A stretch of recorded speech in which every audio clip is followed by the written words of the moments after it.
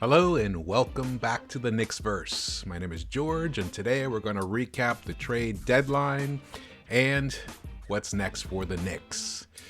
It was an interesting trade deadline. I gotta say, I am very, very happy that Leon Rose stuck to basically his promise to maintain the team, to not disrupt the team chemistry. That was fantastic. It makes me really happy. At the same time, I'm also really disappointed.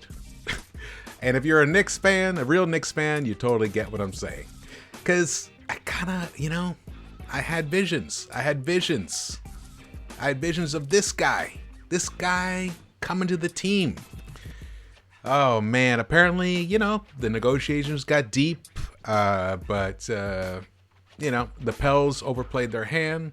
I think they were asking for Mitch and some firsts and a bunch of things that just didn't make any sense for a restricted free agent. But I gotta tell you, man, I had visions of that. Right? Look at that. Lonzo Ball. He's such a interesting guy because when he was at UC, because I'm out here in LA and I'm a UCLA fan. I'm a Bruins fan. When I was in high school, I used to play at on the Poly courts. They'd open it up for anyone to come and play. It was awesome. So I've always had an affinity and, Wooden and the whole winners mentality and the team first mentality. I love all that. So when Ball came to the Bruins, man, I was hyped.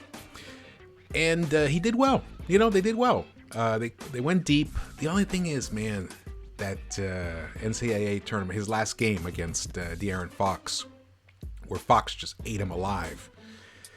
That started my love for Ball started souring a bit there, and I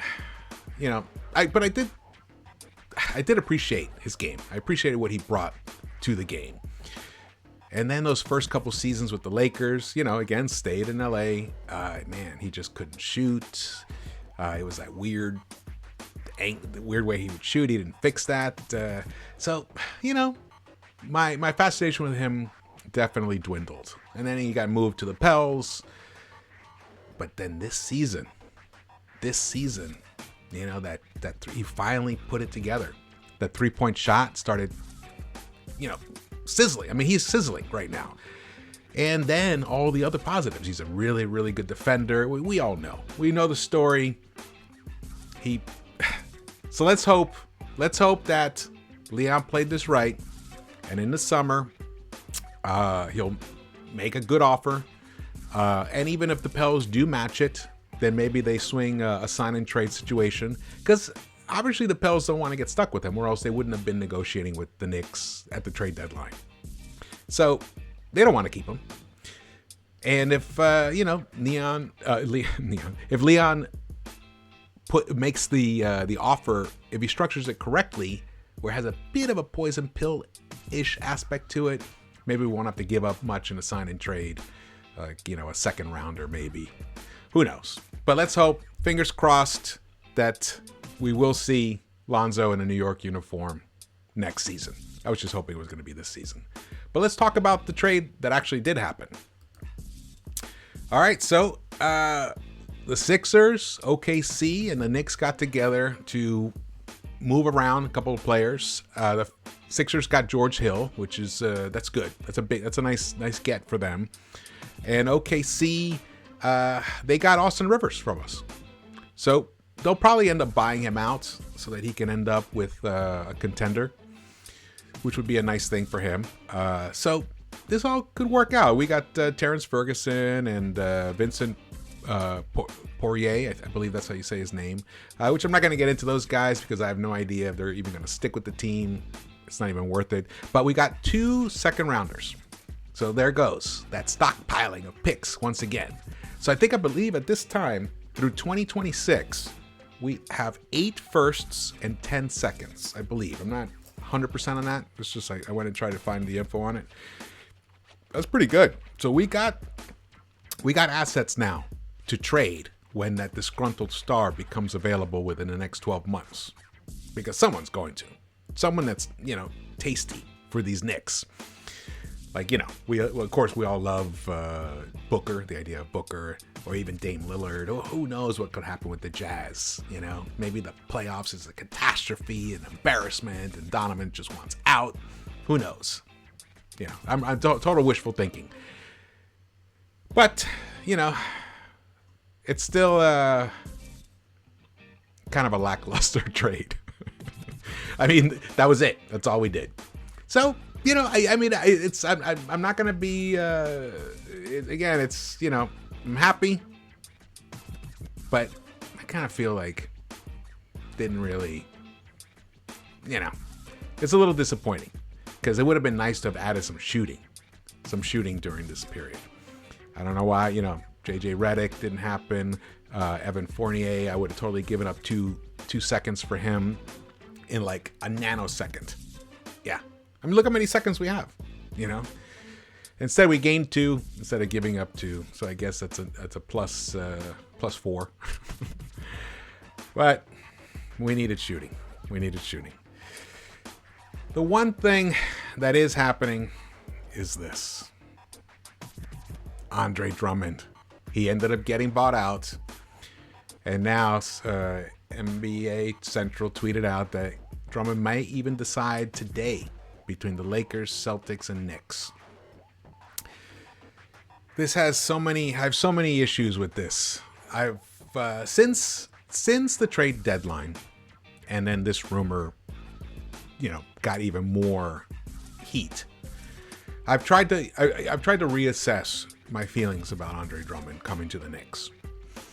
And I've listened to a lot of people who I respect deeply. I value their opinions, and they've moved me definitely off the, Andre Drummond coming to the Knicks idea to more like, just like a mild nausea. Yes, a couple of things. Offensively, he's an upgrade in some ways over Mitch and Nerlens. In those ways he can get the ball out on the arc and actually he's not going to shoot it from the 3, but he's going to drive to the basket and he's going to complete. Well, maybe. But at least he can do it. When they hand the ball off to him at the top of the arc, he's not looking to pass it immediately. So now he becomes a threat. He can just spin and drive to the basket. And who knows, maybe find RJ in the corner or Julius out at the break. Above the break there. So there's potential there. The problem is, and if you saw my other videos, his efficiency is shit right now. It's garbage. Look at that. 47.4% field goal percentage. That's 9th percentile.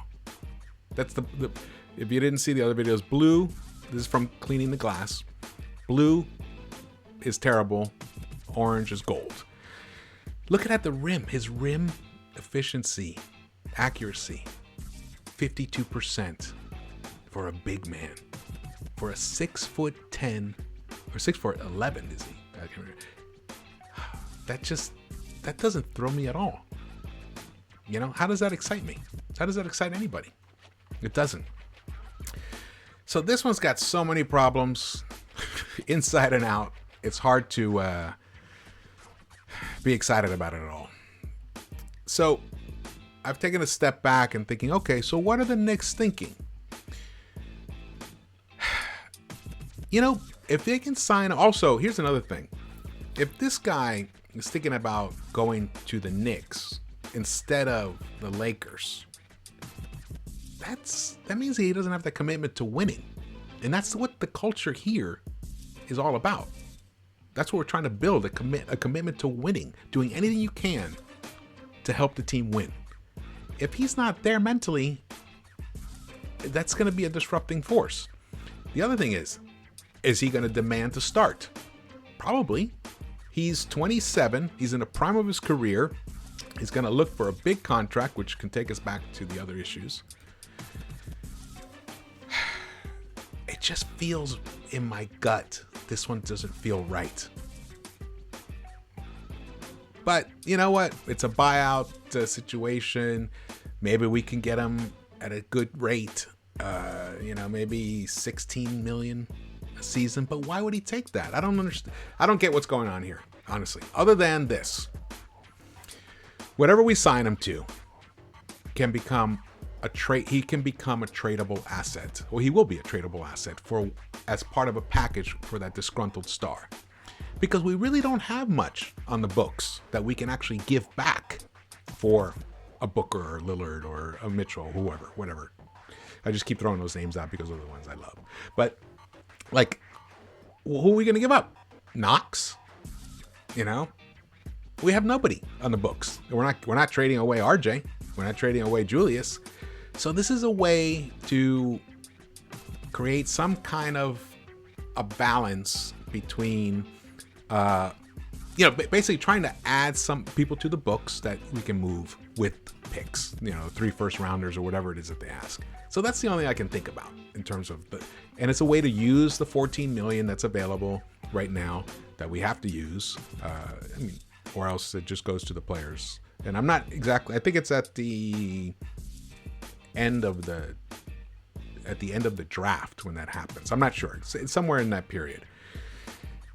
But I'll tell you, something else is cooking up. The whole buyout market. If that is the case, trying to use the current cap space that we have to add assets to the roster that can later be moved for, high prize top 10 players, then what about this guy, John Wall? Yes. This morning, Joshua Richards put out a tremendous thread on Twitter. Very well thought out. You guys should definitely check it out. He went through beat by beat how this could work. Houston, just so you know, Houston and Wall are not talking about a buyout right now. There hasn't been any talks about it. But it's been rumored. When you look at potential buyout candidate lists throughout the internet, John Wall's name pops up here and there. Not every list, but it does pop up. So he's making a buttload of money. That's one of the things right now. He's got one of the biggest contracts there is. It's almost an untradeable contract. Except that's why the buyout situation works, or could work. So right now, let's look at this thing. So why would the Rockets eat that $133 million that are left on his contract? Well, the Knicks have the $14 million available. So, in a way, if the Knicks could sign him to a 3-year, let's say $42 million deal, so including this year and 2 more years, Houston saves 37% of that salary that they owe, which they can then turn and use it for their free agents over the summer. So it gives them some flexibility. They get out from under this contract. Now, you're probably wondering, but isn't Wall washed up? He might be. Absolutely, he might be. I've watched him play. He's had a couple of good games. He's had a lot of shitty games too for the Rockets. But man, who doesn't remember the Wall of pre-injury? God, he was fantastic. He was one of my most favorite players to watch. His 3-point shot, there's not much to talk about, but at least he has one kind of sorts. He's a facilitator. He had at least 3 or 4 seasons where he averaged 10 assists plus. He's definitely a facilitator. He tries to impact the game in other ways than just shooting and scoring. He's a high steals guy. His defense, sometimes people, definitely it's a knock against him, but maybe Thibs can get that out of him, get him to play some defense. And the other thing is, if it doesn't work out entirely, at least maybe he can straighten. Also, here's the other thing too. This is his first season coming back from a major injury. Sometimes guys need 2 seasons, a season and a half, to really get back to where they were, at least get to where they're going to be. So let's say he becomes 85% of the old John Wall. That's pretty good. And then the Kentucky connection. That has tremendous value. And maybe they can help him reshape his game so he can become more efficient. All right, so these are possibilities. Look, these are all conjecture. It's just thoughts. I believe that Wall in a New York jersey is more exciting than Andre Drummond in a New York jersey. To me personally, I think there's a greater potential that he could really add something to this team. And at the same time, he could still be that tradable asset, because trading a deal 2 years for, what would it be on $14 million contract? Yeah, that's a very tradable contract. It's very tradable. All right. Well, oh man, I was really hoping for a big deal for Lonzo. But respect to Leon for not making a bad move, not overpaying at all. Because I love this team. I'm with Thibs. I love this team. I love the guys they have. Burks is coming around. He's being more consistent. He scored 20 points or more for 5 straight games. RJ became, my God, that game, that fourth quarter, that was our future. IQ played point the entire fourth quarter. And was he chucking up shots? No. He played like a real point guard.